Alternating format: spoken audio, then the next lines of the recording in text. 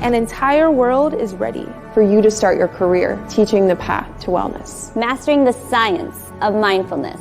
And the art of coaching. To help clients achieve mental, emotional, and physical betterment of life. Through movement, nutrition, recovery, and regeneration. Because impacting one person impacts a family. Impacting a family impacts a community. And impacting a community impacts the world. Become an NASM certified wellness coach.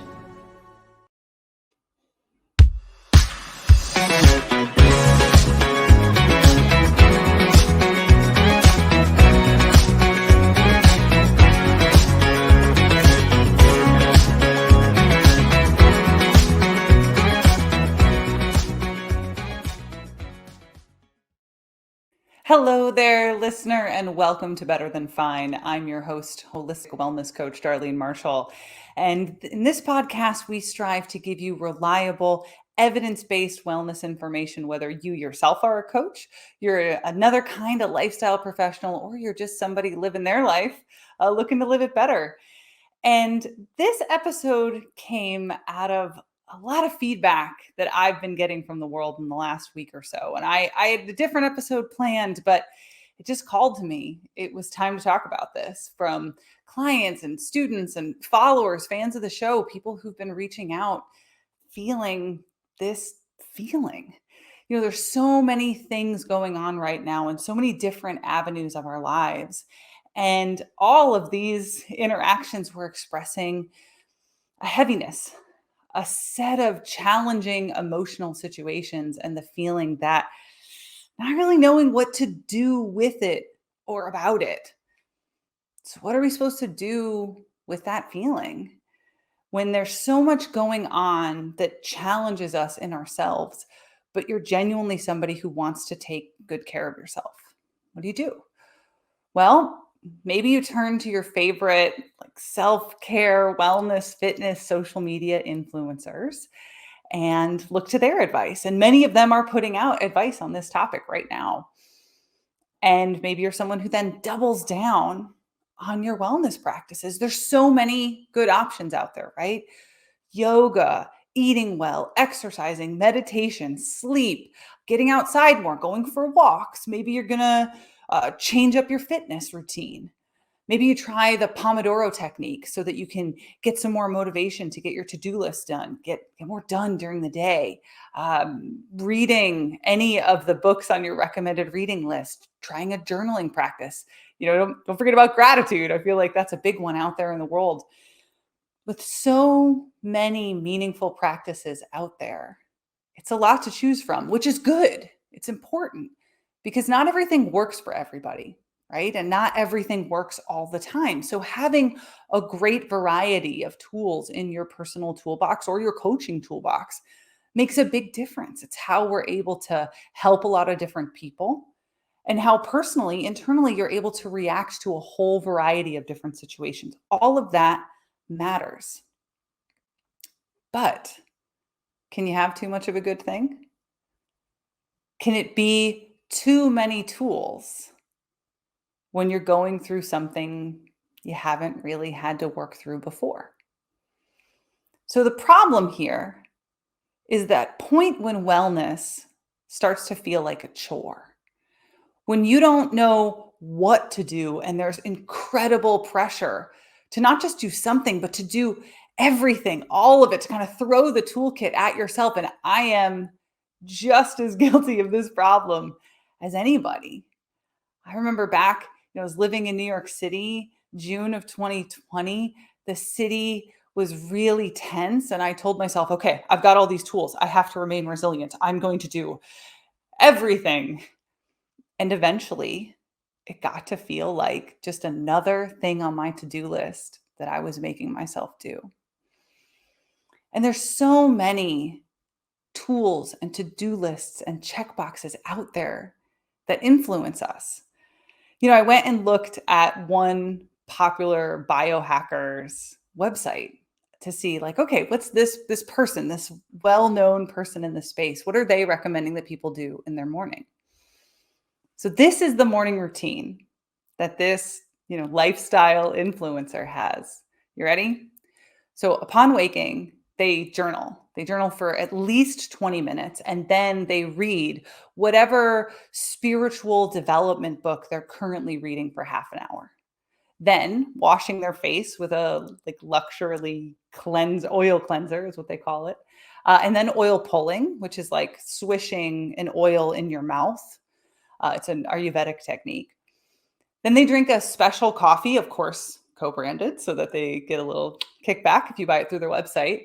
15 minutes of self-myofascial release and breath work, another 20 minutes going out on the internet to gather information about like the state of the world that day. A water ritual with hydrogen tablets, then using the bathroom, and don't forget once a week to do your coffee enema. Okay, important wellness practices here. Then a workout.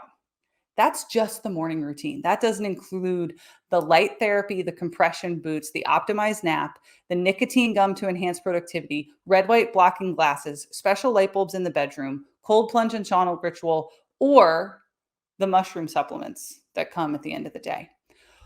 Who has time for that? And how many of us have the budget for that? Because it can't just be any mushroom supplement or any coffee enema. It has to be this designer, toxin-free specialty coffee enema. No wonder people feel overwhelmed. I feel overwhelmed reading that checklist, and I even know what all those things are.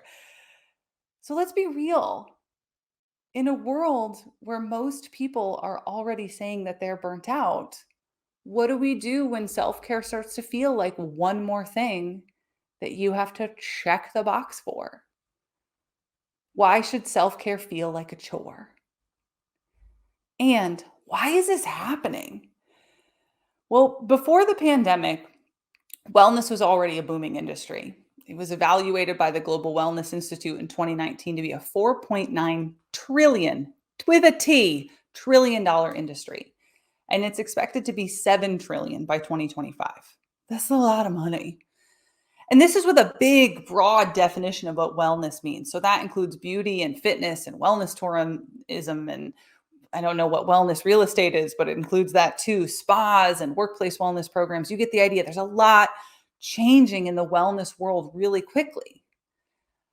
And that means that anybody looking to cash in on the wellness trends can turn to these old marketing techniques and have those tricks at their fingertips.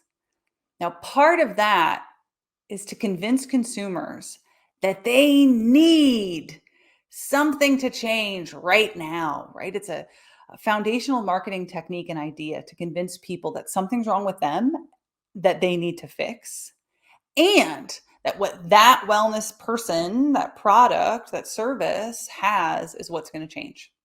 So if you follow 10 different people, you're going to have 10 different supplements that you have to have in your magic morning, all with a discount code. So who do you choose? Where do you prioritize your spending dollars in an economy that has so many people feeling overwhelmed when what really you're just trying to take care of yourself?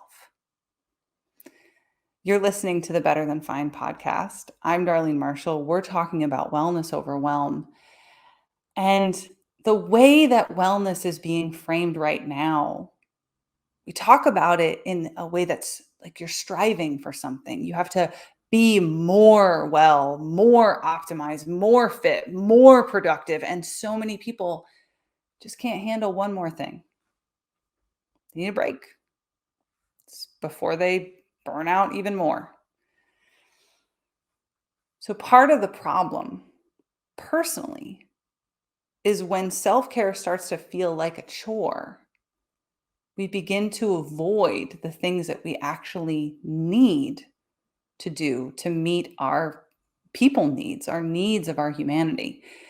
And I believe that that is when we start to languish. So maybe you've heard that word before. If you haven't, you've probably heard the words that go with it. So flourish is when things are going really well. You're actualizing, you feel good, you're doing the things that you want to do, you're achieving your goals, your foundational needs are met. That's flourishing.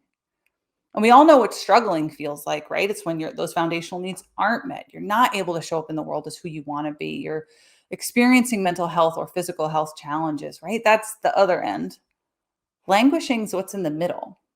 That's when, like, okay, there's nothing really wrong. I'm fine, but I'm not really where I want to be. I'm not really who I want to be. And maybe this is you. Maybe you're hearing yourself in this and telling yourself, oh, I have to do something different. This has got to change. I've got to meditate and yoga and sleeping and da-da-da and bedtime ritual and morning ritual and perfect supplementation and whatever. But then when the time comes to do it, it's too much. And then you end up on, the couch with some pizza or whatever. Not that there is anything wrong with that, but if we push it too far, if we fall into the wellness overwhelm trap, we end up in the opposite of what it means to take care of ourselves, which is the definition of self-care. So I want to share with you 2 tools from the positive psychology world, which I teach in my self-care workshop that I believe really help to move through this place of wellness overwhelm if you are experiencing it. The first is to embrace the idea that perfect is the enemy of good enough. And really what you need to embody is what's good enough to get you to your goals.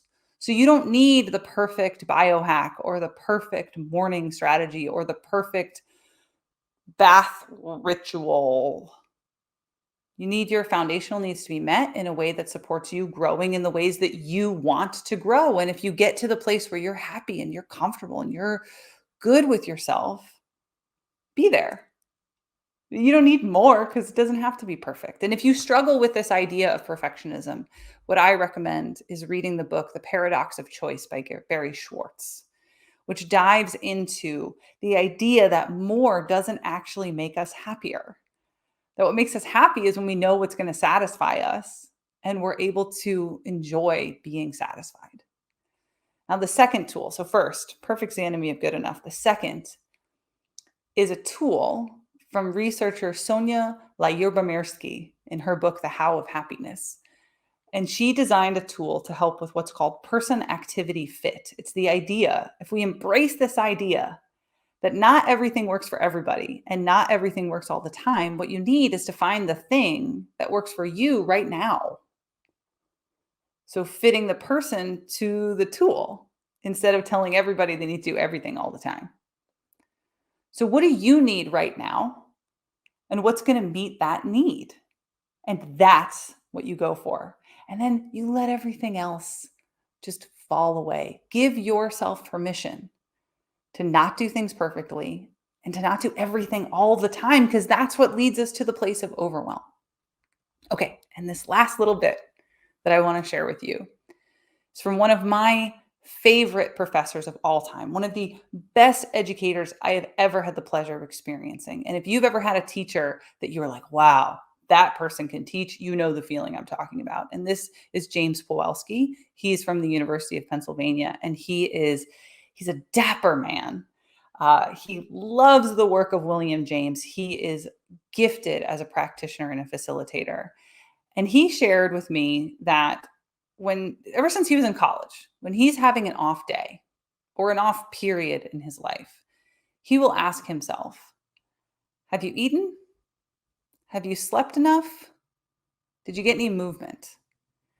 And if the answer to any of those 3 is no, he goes and meets that need before he tries to figure out what's wrong. Because what's wrong is you might just be like hangry or tired or need like to go for a run. And then if all 3 of those needs are met, then he'll dive deeper into like what's going on with me.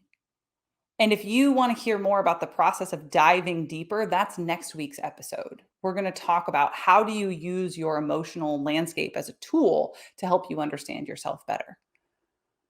Because sometimes the simple really is good enough to get you where you're going. Sometimes the simple answer is what you need for your self-care and your wellness.